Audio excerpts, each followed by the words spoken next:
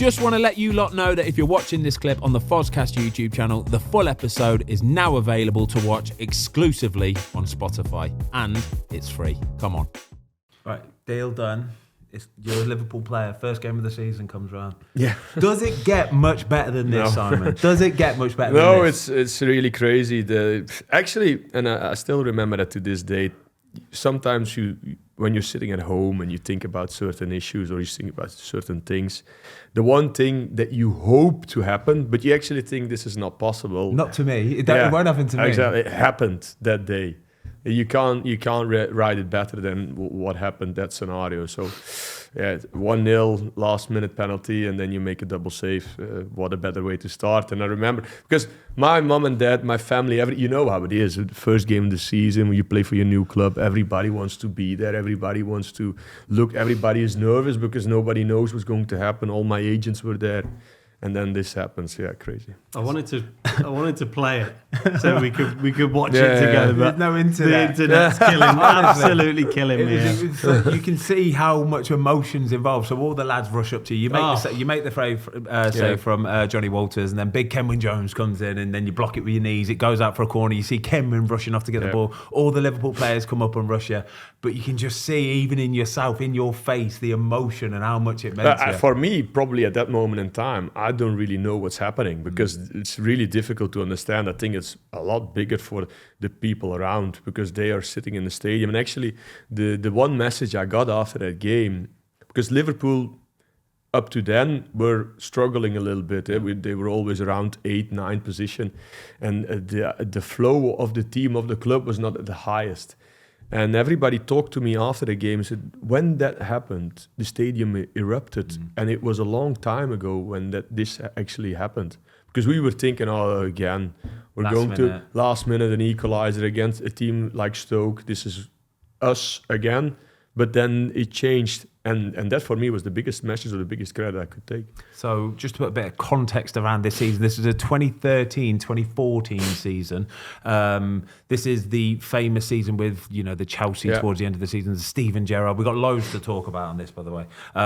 Some of the stats from that season, Simon, are outrageous. Luis Suarez, Daniel Sturridge, this is when them two were at their pomp, weren't they? So and Raheem Sterling. And Raheem Sterling, in fairness to him as well. Mm-hmm. So it's the season where Luis Suarez didn't start because he missed the first 5 or 6 games, I think it was, because he bit Ivanovic at the last season, but then still went on to be top scorer and score 31 goals that season. This is just what dreams are made of for you, surely.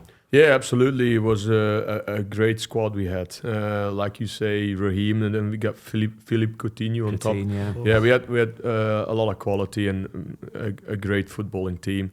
Scored a lot of goals, and we were so close to it. Unfortunately, we didn't manage to do so. Daniel Sturridge was second highest scorer in the league that season as well. Yeah. Another Liverpool player with 21 goals. Yeah, and he was such a good finisher. It wasn't luck.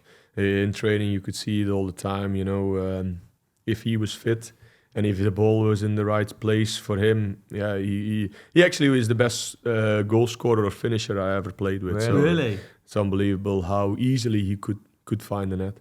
That's so good. So when you look back at your Liverpool career as a whole, 6 seasons, I think it was? Yeah, something like this, yeah. Is this the standout season? Is this the one season that you look back on and think, well, I was there when we won the Champions League, and in the second part of that season, we didn't lose a game. I was on the bench. That you experience in a different way.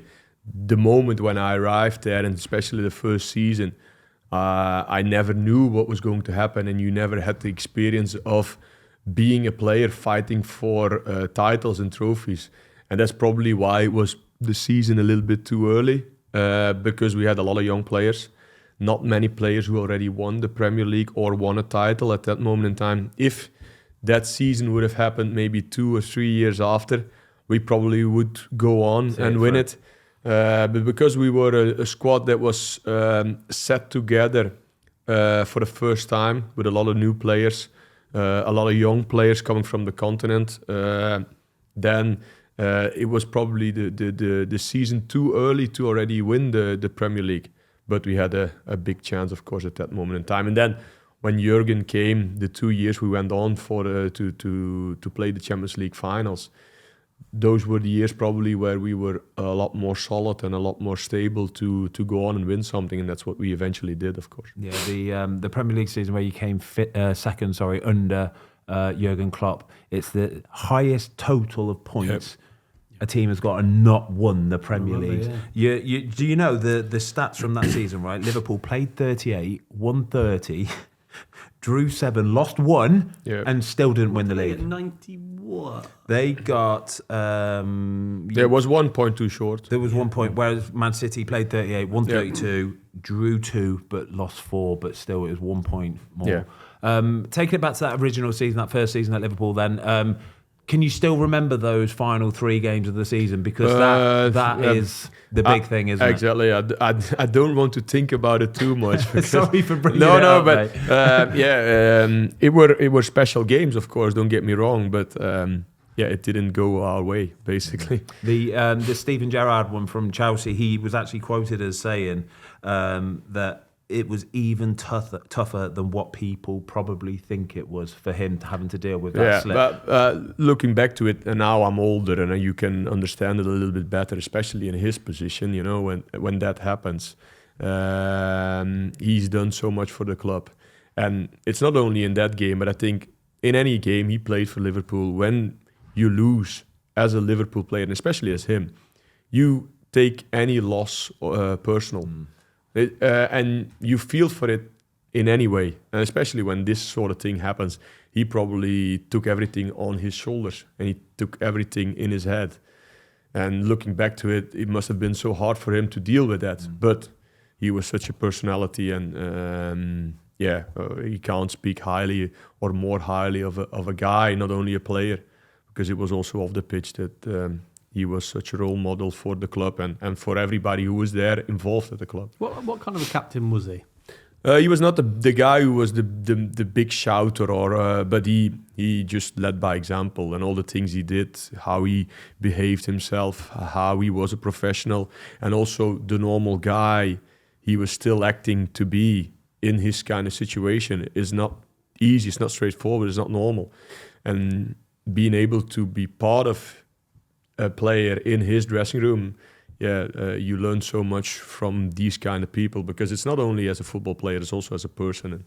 And the way he was with every single individual on the pitch, off the pitch, it's a credit to the person himself. He's a frightening player. He's very humble. He's very, very That's what humble. I mean, but because it was, you're such a good player, but also such a personality. And then being able to just stay yourself, stay normal.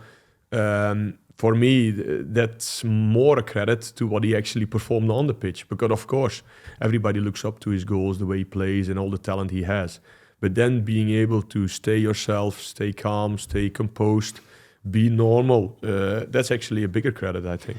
It's a lost art in football, isn't it? It exactly. really is. You can see the ego get away with some people sometimes. Best player you played with, Stevie G?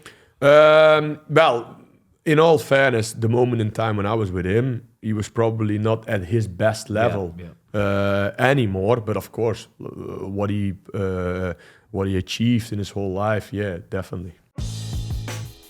Thanks everybody for watching. We hope you enjoyed this clip of the Fozcast. If you would like to watch the full episode, it is now available exclusively on Spotify for free.